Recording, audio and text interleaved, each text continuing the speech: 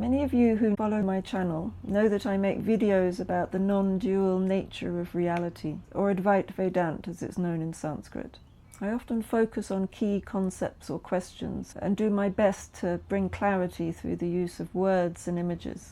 For me personally, this intellectual clarification that's happened over the years of satsang and study and self-inquiry has been a really helpful aspect of my spiritual practice. And this isn't because the mind or intellect will ever be able to grasp the nature of pure awareness, but because the clarity helps eliminate some of the misconceptions of the mind and intellect that perpetuate the illusion of a separate existence. But I could never have come to this clarity or had lasting shifts of perspective or identification without the ongoing practice of meditation. Meditation's been a really key element of my sadhana. My guru would say that gyana, or the knowledge of pure awareness, and dhyana, or meditation, work together and are both as necessary on this path as two legs are necessary to walk. Without meditation, philosophical knowledge can just become an intellectual exercise that doesn't actually impact our lived experience or bring a greater sense of freedom. And without knowledge, meditation can just stay on the level of a temporary experience,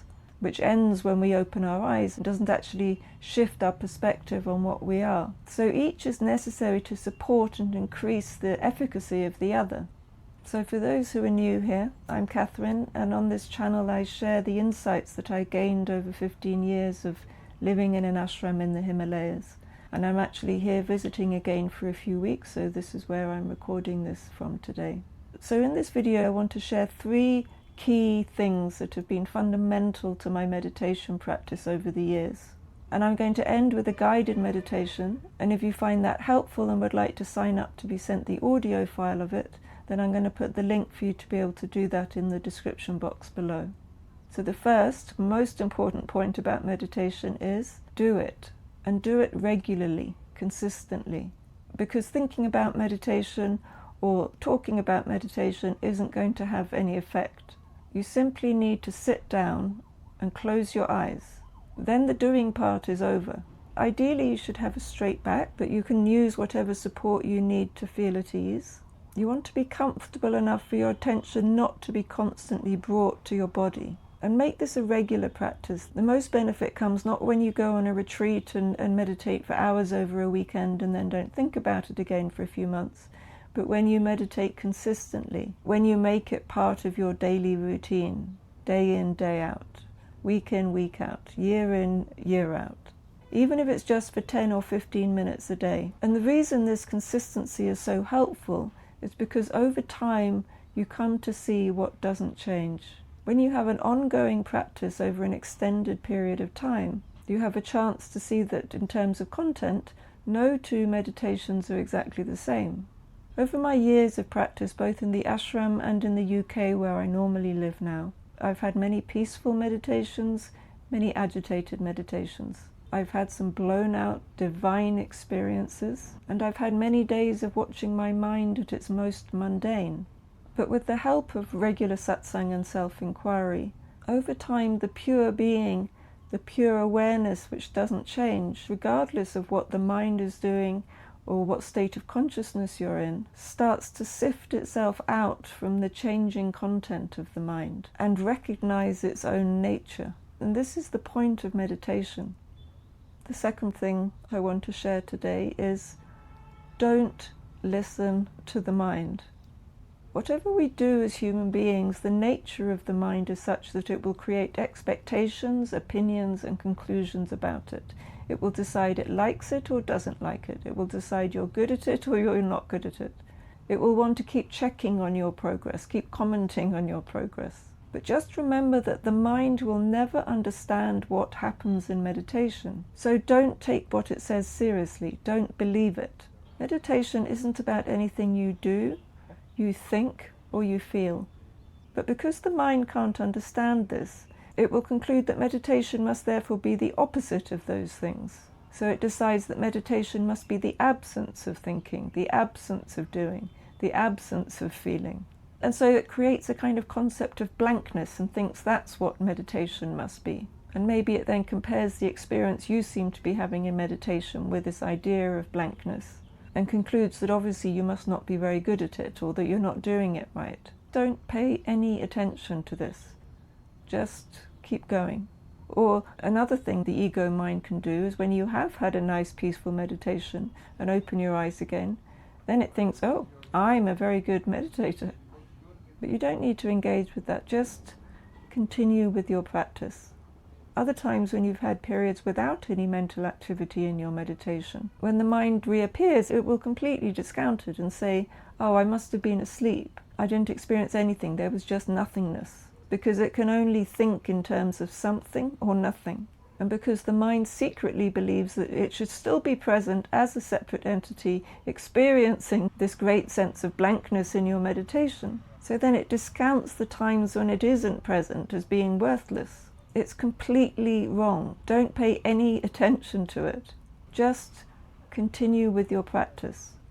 Another thing the mind can do is compare your meditation today with a beautiful meditation you had before, or with a meditation someone's told you about or you've read about. And the mind will conclude, well, it's not as good now. I'm not experiencing oneness in the way that I should be. Again, this is just what the mind does. Don't listen to it. Just continue with your practice. So the main thing to know here is that there's no wrong experience in meditation. There's just practice. So we've looked at all the kinds of thoughts that we shouldn't pay attention to. But what should we be attending in meditation? You might have a mantra that you repeat, or you may find that watching your breath helps your mind to settle down in meditation. I've been through phases of using both of these techniques, and they're both very helpful. So if something like this feels right, then definitely use it. But over time, what's become clear to me is that these are just supports. They're not the essence of meditation itself. So if I had to distill meditation down to a simple instruction, it would be become aware of the awareness, or be the awareness. Now the mind will immediately want to turn this into something it can do, something it can focus on, remember, or grasp. But this isn't that kind of instruction. So perhaps the best way to explore what this means is simply to close your eyes for a moment and let yourself be guided by my words. So now, with your eyes closed,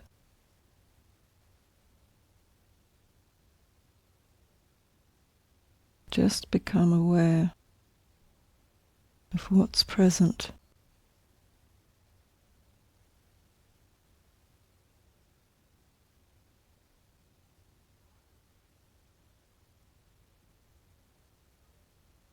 The sensations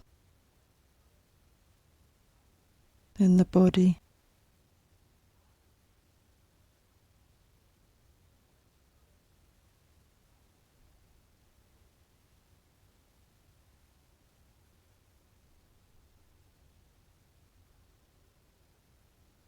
the weight of your body,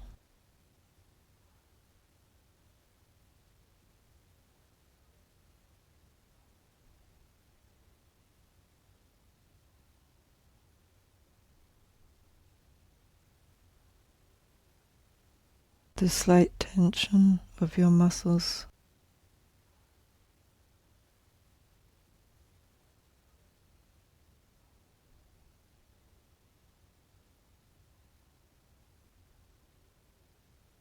the movement of breath,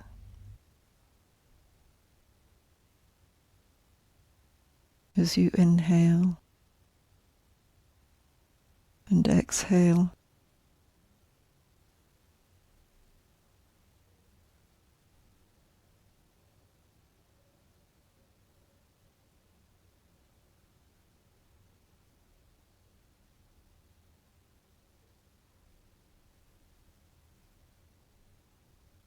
The sound of my voice, the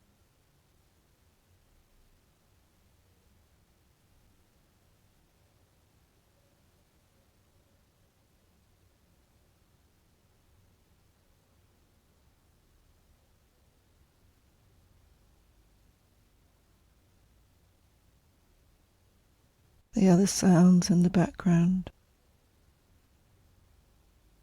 near or far.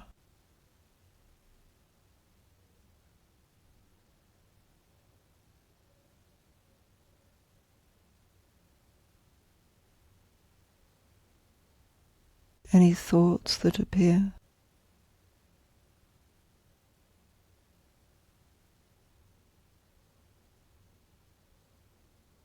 Nothing wrong is happening.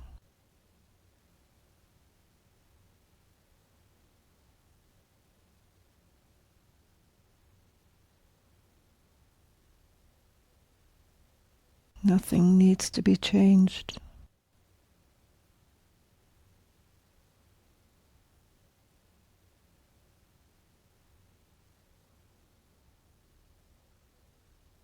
You don't need to silence the sounds.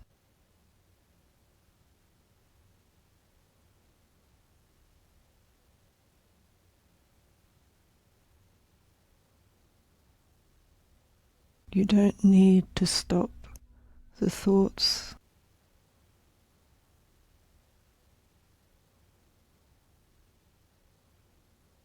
Just become aware that all of this is known.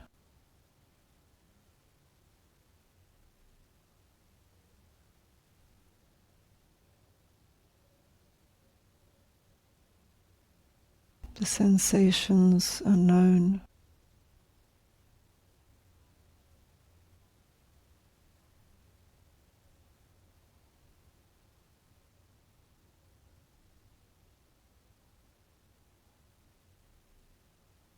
The sounds are known.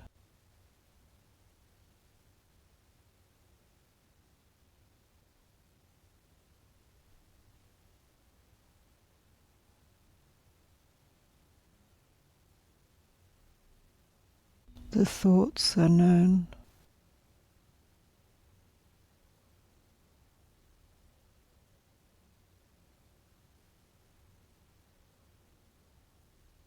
But you don't have to do anything for this knowing to be present.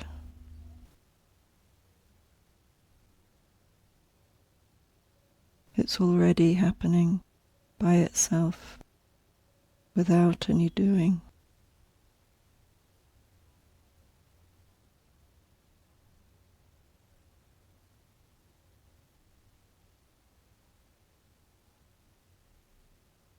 Now you can notice that the movement of your attention has gone from the sensations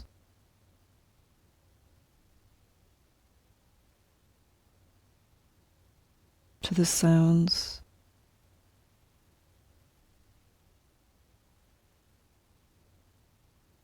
to the thoughts, and now it's being brought to the knowingness itself.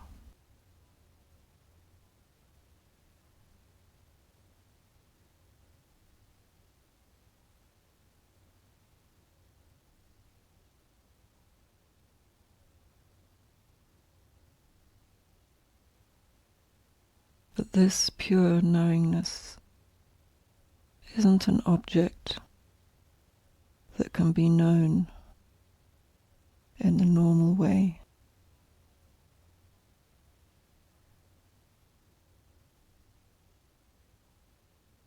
When the attention tries to land on it,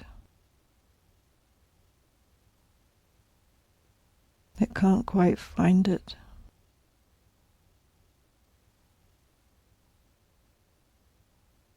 It isn't something that can be grasped or seen or heard.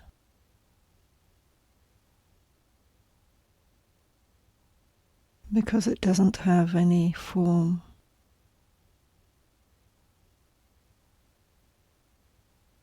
Any boundaries.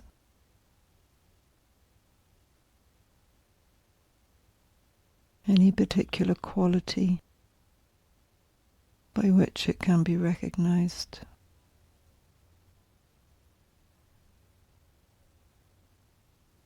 So you might notice that your mind is trying to find something to grasp. But even this grasping sense, this desire to know the awareness as an object, is being known. But the knowing itself doesn't do anything.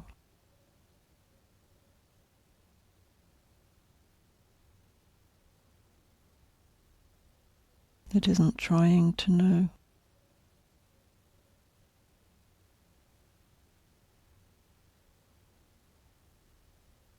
It isn't making anything happen.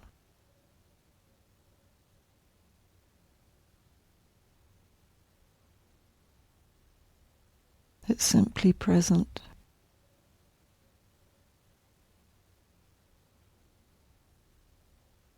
Simply being the knowingness. Being the presence in which everything that appears is known. So knowing and being are two aspects of the same presence, of the same pure awareness.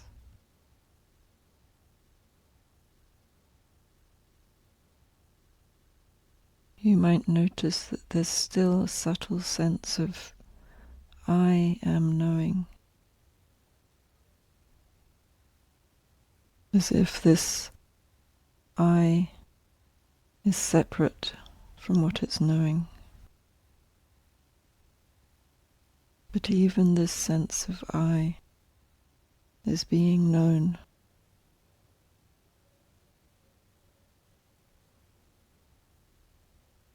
This I sense carries with it a sense of a location where you're sitting,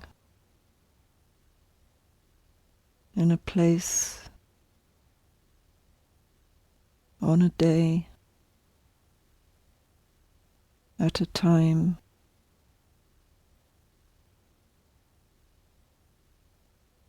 But this sense of location in time and space is also being known.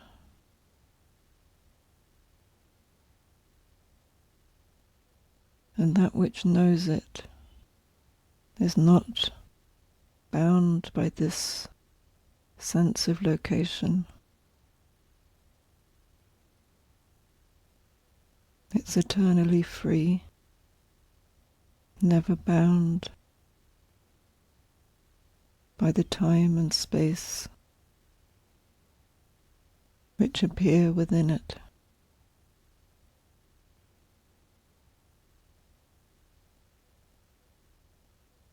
So this sense of a separate, located I can arise, but nothing happens to the knowingness. It isn't divided by this sense of I, any more than the ocean is divided by a wave.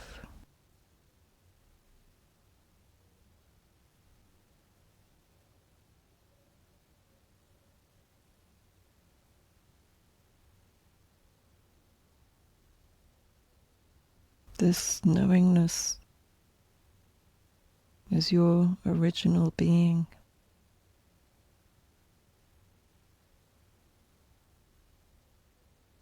I'll be quiet for a few minutes. If you notice that your knowingness has become absorbed in a thought,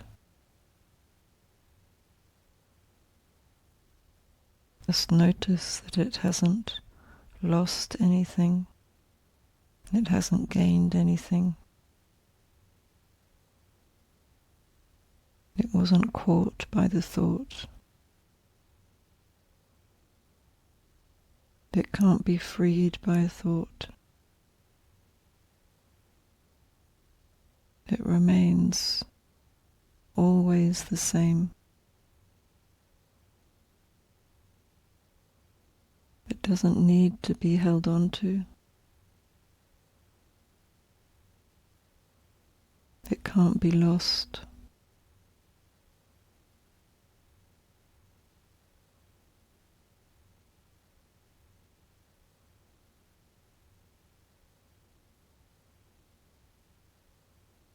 It's forever the same.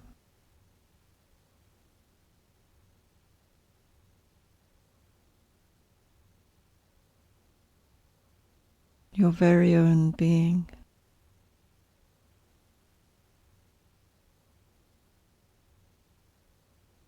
I'll be quiet for a few minutes.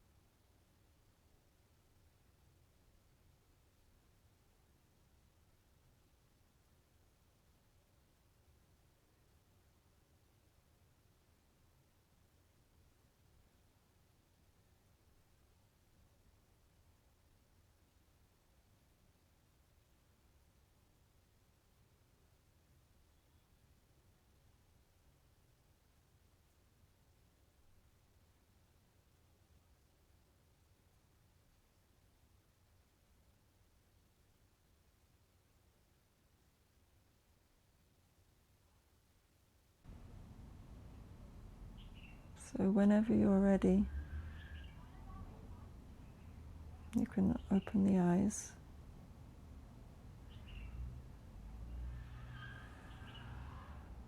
The same awareness that was present with eyes closed is present now. It didn't come and it hasn't gone. So this is really the essence of meditation. It isn't about creating a particular state. It isn't about trying to use the ego's will to control the activity of the mind. It's simply noticing that, being that which is already present.